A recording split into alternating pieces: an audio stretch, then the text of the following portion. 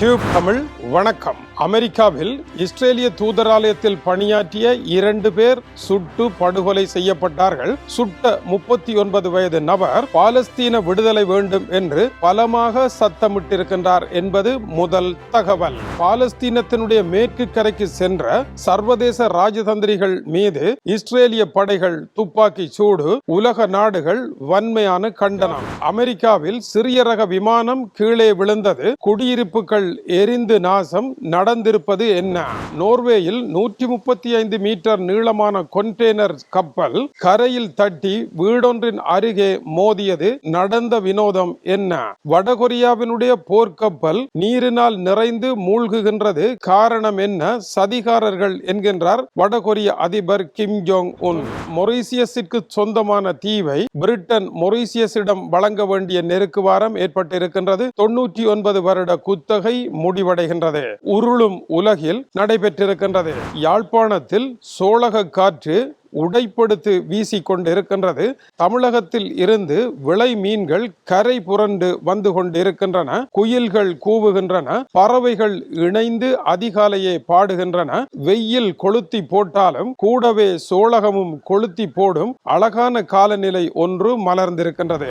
ஐரோப்பிய நாடுகளினுடைய ராஜதந்திரிகளும் ஊடகவியலாளரும் பாலஸ்தீனம் மேற்கு கரையில் இருக்கின்ற ஜெனீன் நகரத்தினுடைய அகதி முகாமை பார்வையிடுவதற்கு சென்ற பொழுது இஸ்ரேலிய படைகள் அவர்கள் மீது சுடாமல் ஆகாயத்தை நோக்கி துப்பாக்கி பிரயோகம் செய்திருக்கின்றார்கள். இந்த துப்பாக்கி பிரயோகத்தை எதற்காக செய்தார்கள் என்ற கேள்விக்கு தங்களுடைய அனுமதி பெறாத பகுதிக்குள் ராஜதந்திரிகள் வந்துவிட்டார்கள் என்பது இஸ்ரேலினுடைய விளக்கமாக இருக்கின்றது. இஸ்ரேலிய பிரதமர் பெஞ்சமின் நெட்டன்யாகு இது ஒரு விபத்து நிலை என்று கூறியிருக்கின்றார். ஆனால் ராஜதந்திரிகள் என்று தெரிந்த பின்னரும் துப்பாக்கி பிரயோகம் செய்திருப்பதானது சர்வதேச ரீதியான எதிர்ப்பை காட்டவும் ஜெனீன் நகரத்தில் இருக்கின்ற அகதி முகாமில் இருக்கும் மக்களை அங்கிருந்து வெளியேறும்படி கூறி அங்கு தேடுதல் என்ற போர்வையில் இஸ்ரேலிய படைகளினுடைய கைது நடவடிக்கைகள் இடம்பெறலாம் என்ற நிலையில் மேற்கு நாடுகளினுடைய இந்த ராஜதந்திரிகள் சென்றதும் பிரச்சனையாக உருவாக்கி இருக்கின்றது. டென்மார்க், ஜெர்மனி, ஸ்பேனியா, எகிப்து, இத்தாலி, பிரான்ஸ் போன்ற நாடுகள் இந்த செயல் பாரதூரமான தவறு என்று கூறியிருக்கின்றன. இந்த நாடுகளினுடைய ராஜதந்திரிகளுக்கு என்ன ஆனது என்பது தெரியவில்லை.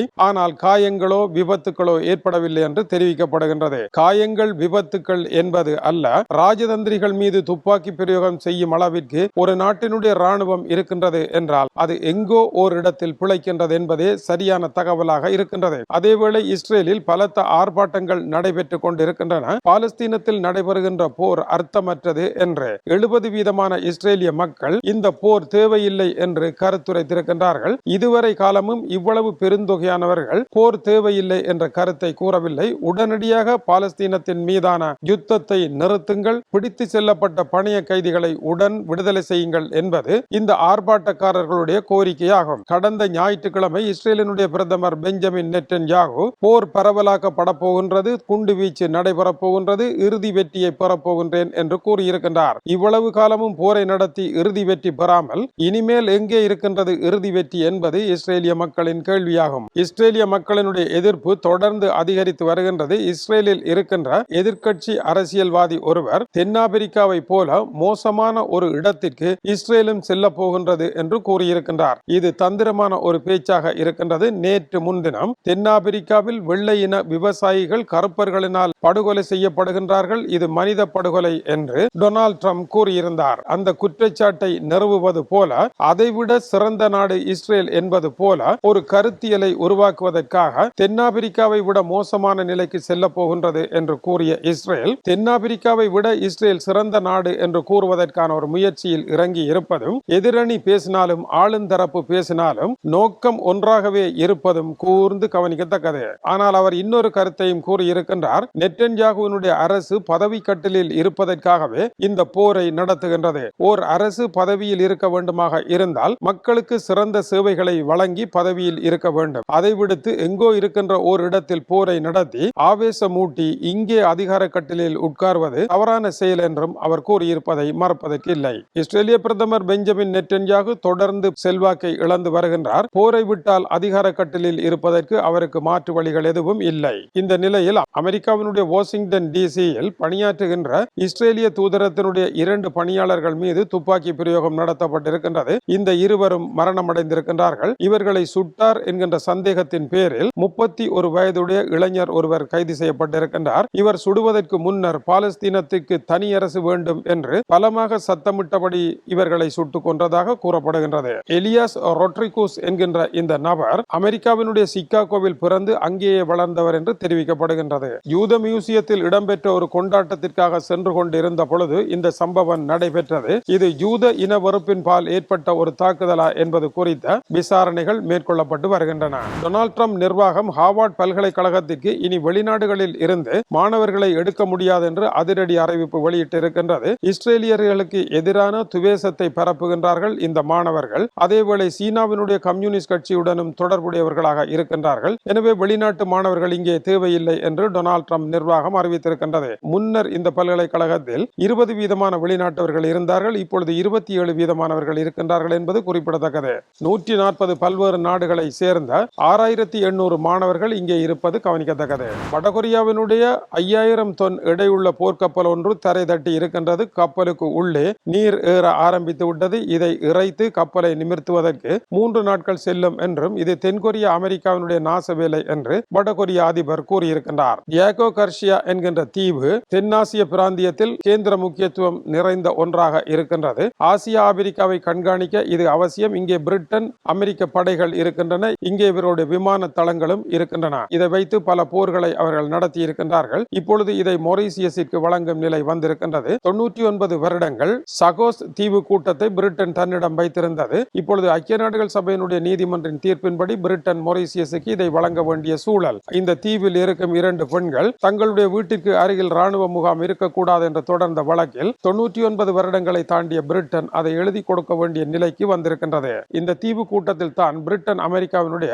டியாகோ கர்சியா தீவு இருக்கின்றது. இதை வருடாந்த நிர்வகிப்பதற்கு 101 மில்லியன் ஸ்டெர்லிங் பவுண்ட்ஸ்களை பிரிட்டன் அரசு செலவழித்து வந்ததும் விமான கண்காணிப்புகள் அடிக்கடி நடைபெற்றதும் குறிப்பிடத்தக்கது. மொரீசியஸை சுற்றி சீனாவினுடைய பட்டு வழியும் அதனுடைய பாதைகளும் வந்து கொண்டிருக்கின்ற நேரத்தில் இந்த தீவில் இருந்து அமெரிக்கா பிரிட்டன் அகலுமாக இருந்தால் அது இன்றைய தென்னாசிய கள நிலவரத்திற்கு உகந்ததா என்பது கேள்வி மொரீசியஸ் அரசிடம் வழங்க வேண்டிய சூழல் இருக்கின்றது. 1960லேயே வெளியேற வேண்டும் என்று கூறப்பட்டது. மொரீசியஸ் 68இல் சுதந்திரம் பெற்றது. இனிமேலும் நீங்கள் வைத்திருக்க முடியாது என்று மொரீசியஸ் இதை திருப்பி பெற்றிருக்கின்றது. அமெரிக்காவினுடைய சந்தியாகோ பகுதியில் சிறிய ரக விமானம் ஒன்று விழுந்து எரிந்ததில் அதில் பயணித்த ஒருவர் மரணித்திருக்கின்றார். விமானத்தினுடைய பெட்ரோல் டாங்கி வெடித்ததில் அப்பகுதியில் இருந்த கார்கள் எல்லாம் தீயில் பற்றி எரிந்து கொண்டிருக்கின்றன. பலத்த சேதம் ஏற்பட்டிருப்பதாக கூறப்படுகின்றது. ஆனால் பொதுமக்களுக்கு இழப்போ படுகாயமோ ஏற்படவில்லை என்றும் தெரிவிக்கப்படுகின்றது. நேற்றிரவு 12:40 ஐரோப்பிய நேரத்திற்கு இந்த சம்பவம் நடைபெற்றிருக்கின்றது. குறைந்தது 15 வீடுகள் பற்றி எரிந்திருக்கின்றன.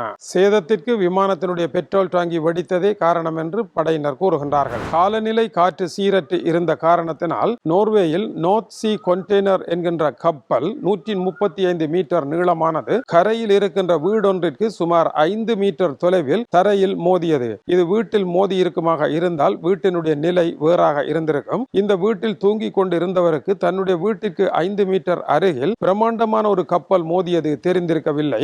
நோர்வேயினுடைய ட்ரோன்கெய்ம் பகுதியில் இது நடைபெற்றிருக்கின்றது. கப்பல் மோதியது கூட தெரியாமல் ஆழ்ந்த உறக்கத்தில் இருந்த ஜொஹான் கெல்பியா என்ற நபருக்கு அருகில் இருந்தவர்கள் தொலைபேசி செய்து உன்னுடைய வீட்டிற்கு அருகில் கப்பல் மோதிவிட்டது என்பதை அது கனவா நினவா என்று கண்டுபிடிக்க முடியாமல் துடித்தெழுந்து பார்த்த பொழுது பிரம்மாண்டமான கப்பல் ஒன்று அவருடைய வீட்டில் மோத வந்து அருகில் தரை தட்டி கிடந்தது. 16 பணியாளர்கள் இருந்திருக்கின்றார்கள். இதனுடைய கேப்டனாக நோர்வேயை சேர்ந்த ஒருவர் இருந்திருக்கின்றார். ஆனால் ரஷ்யாவினுடைய கப்பல் கேப்டன்கள் வோட்கா விஸ்கியை குடித்துவிட்டு டென்மார்க் பகுதிகளில் கப்பலை மோத விடுவது வழமை. அத்தருணம் அவர்களை கேலி செய்கின்ற டென்மார்க், நோர்வே போன்ற கப்பல் விற்பனர்கள் இப்பொழுது யாரை கேலி செய்ய போகின்றார்கள் என்பதும் தெரியவில்லை. கப்பல் NCL சல்ட்ரன் என்று அழைக்கப்படுகின்றது. நிர்வாக இயக்குனர் பென் ஹெட்லாண்ட் விசாரணைகள் நடைபெறுவதாக கூறுகின்றார். இவ்வாறு இன்று காலை முதல் மதியம் வரை உலகத்தின் முக்கிய செய்திகள் அதிர்வலைகளை ஏற்படுத்தி இருக்கின்றன. இது டியூப் தமிழனுடைய உலக செய்திகளுக்காக இலங்கை வடபுலம் யாழ்ப்பாணத்தில் இருந்து கீசே துறை. வணக்கம் உறவுகளை.